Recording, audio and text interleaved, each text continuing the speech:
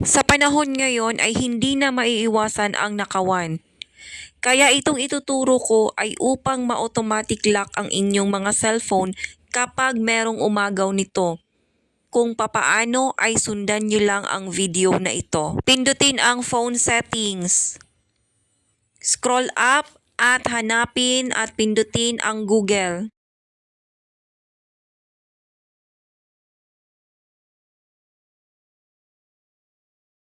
Pindutin ang All Services.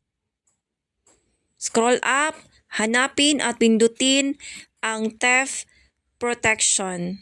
Dito ay makikita natin ang Theft Detection Lock at Online Device Lock. Dapat ay ma-turn on natin para kung sakali man na may umagaw sa ating cellphone at ma-detect ito ng ating cellphone ay automatic na maglalak.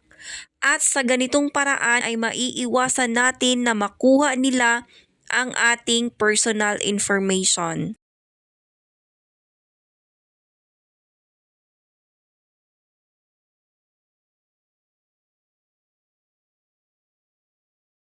Yun lamang po, sana po ay may natutunan at maraming salamat sa inyong panonood.